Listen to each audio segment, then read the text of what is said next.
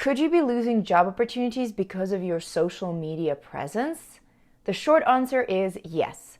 The long answer, the real answer is it's complicated. And in this video, I want to dive into the research, the statistics, the numbers, and what potential employers are looking for in your social media. Make sure you stay until the end of the video because I will give you some recommendations on how to navigate these tricky waters. Speaking of social media, I wanted to take a moment to thank today's video sponsor, Flipstick. Flipstick is a Shark Tank product that's loved by content creators everywhere because of how easy it is to create content with it, or to consume content too. Flipstick removes the need for a bulky or pricey tripod, allowing you to attach your phone to any surface, thanks to its reusable adhesive that was developed from NASA research. Flipstick is now coming out with the Flipstick Pro, which includes a movable arm that allows you to fully adjust your angle by twisting, tilting, and more. You can use it to easily create content anywhere, follow recipes or workouts, watch movies or tutorials,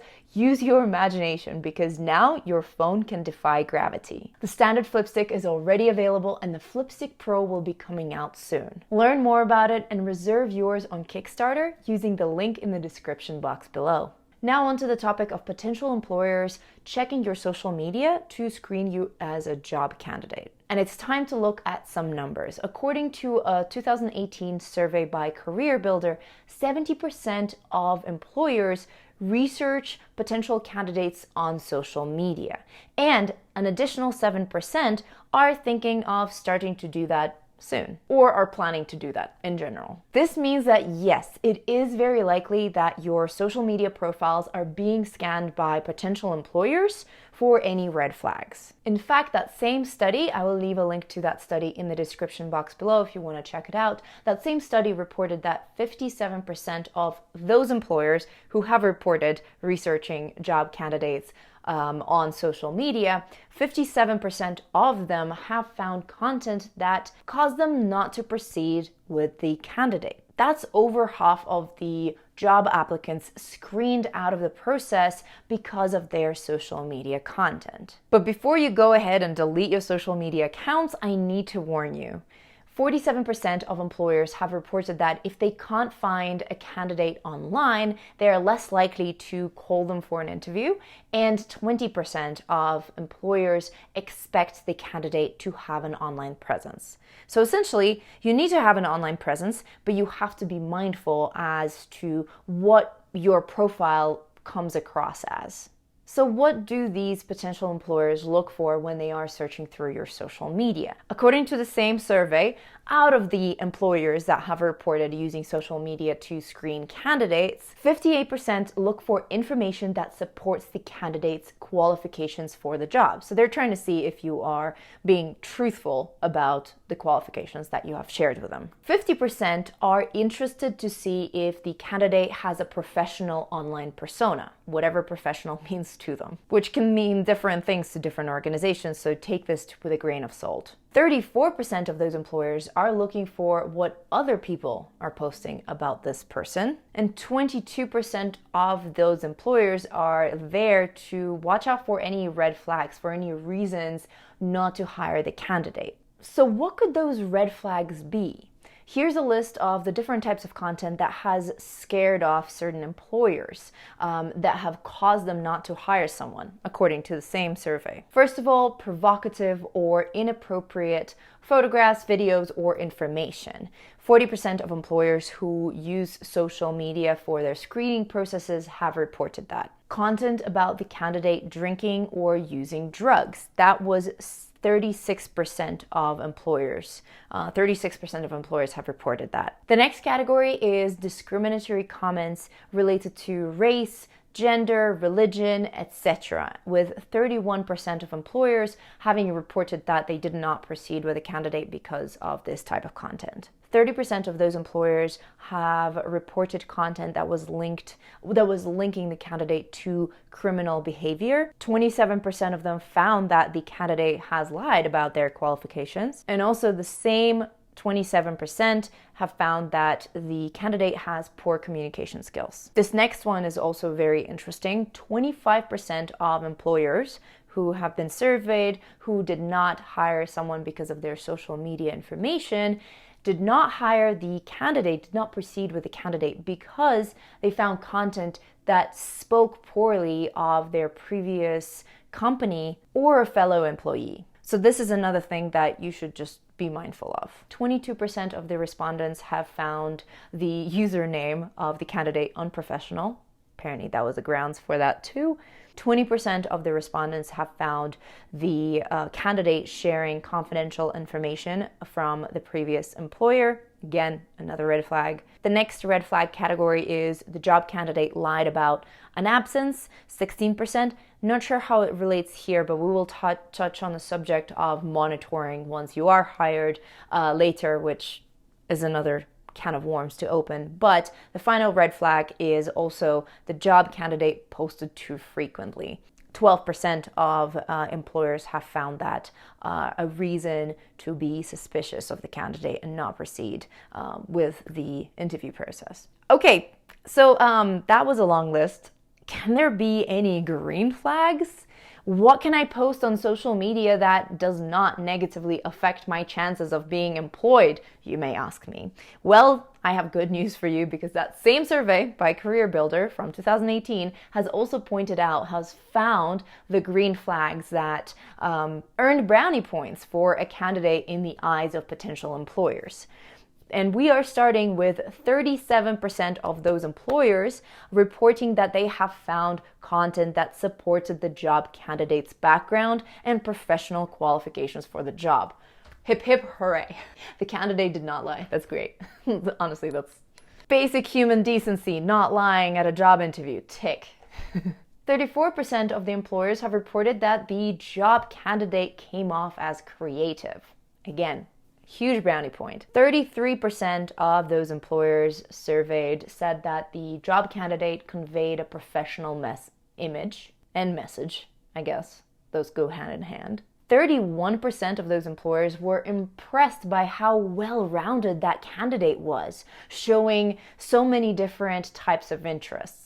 Also, 31% of those employers have reported seeing that the candidate would be good for the company culture. They liked the candidate's personality, they got a good feel for it, so they felt like they would be a good fit for the company. 28% of those employers said that the candidate had great communication skills. 26% of those employers have discovered content that related to different milestones and awards, which also gave them brownie points in the eyes of the potential employer. 23% of them found that other people have posted great references, great content about the candidate. 22% of them liked the fact that the candidate in mind, had been following the company accounts and has interacted with them. So that also earned some brownie points there. 21% of them just said that they enjoyed the content that the candidate was posting, that it was compelling.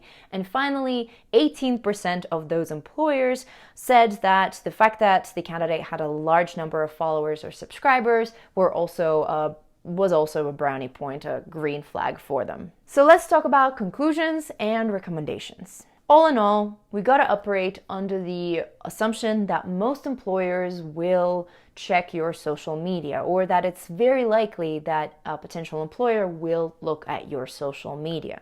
And they do that despite the research that shows that the perception of a potential candidate that you get from social media isn't a good predictor of future performance. If anything, this research may lead to potential hiring biases and may reveal protected information such as race, gender, religion, age, disability, or political views that, if they're likely to be found, there is potential for them to illegally influence the hiring decision, and that puts the company in very tricky waters and opens them to liabilities and all that stuff. But, it is illegal to hire based on those different factors, to have those factors enter the consideration about the candidate. So finding out this information could open them up to those liabilities. In my research for this video, I have found agencies that help different companies to do the screening for those red flags, like,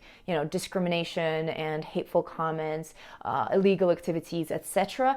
They help do those screenings for different companies so that the company can distance themselves from biases and any legal issues stemming from making a hiring decision, having the protected information out there. There are also new regulations that are slowly coming out that help protect the candidate. Harvard Business Review reports that more than 20 states in the United States are now barring employers from asking applicants to pull up their social media page during an interview or to share their username and passwords. I did not know that was a thing before. I've never been asked for my username or a password at a job interview, but if that has happened to you, I am so sorry. That should not be happening. And also the EU regulators are going a step further, forbidding hiring managers from viewing a candidate's social media profile unless the candidate explicitly consents to it. Which, again, there's so many biases, especially with hiring managers, especially just before the interview. It's a can of worms that we need to close. And even research shows now that it is not a good predictor of the performance of the candidate. That social media it could be noise that is going to distract you from the right decision. That's all great. The regulations are coming into play. All of this stuff is happening. There's research, but what does it mean for us candidates right now, today?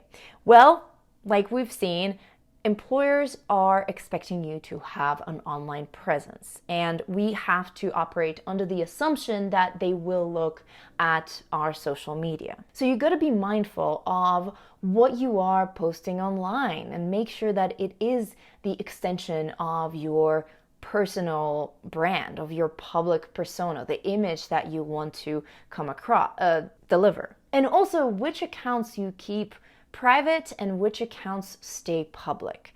A lot of the times, employers will check your LinkedIn. Nowadays, LinkedIn is seen as the extension of your resume a lot of the time. So you want to make sure that it is updated and that it delivers the message that you want to send to potential employers. And if you want your other accounts to be public, let's say your Instagram, just make sure that the content that you are posting is aligned with your personal brand and the prospective company values. Your level of self-expression on social media should match how open-minded and forward-thinking your ideal workplace is. For example, if you're trying to work for a super conservative legal firm with a strict dress code, keep your bikini pictures off of your public feed. You can post them on your private feed with a tight circle of trusted followers, but, not for the public feed.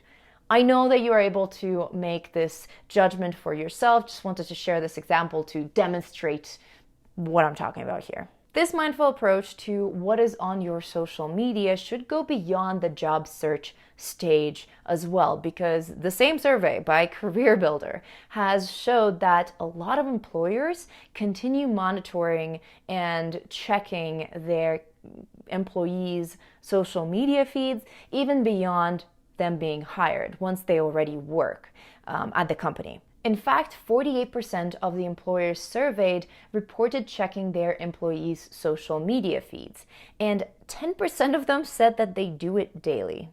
And one more number for you, 34% of the employers surveyed said that they have found some type of content on their employees' social media that caused them to reprimand, been having troubles pronouncing this name, reprimand or fire an employee. So yeah, be mindful. So what has your experience been like with potential employers checking your social media, or your current employer checking your social media? Let me know if any of the statistics, any of the numbers, any of the situations that we have gone through, that we have covered in this video, have been relevant, if they've resonated with you. Let me know in the comments below.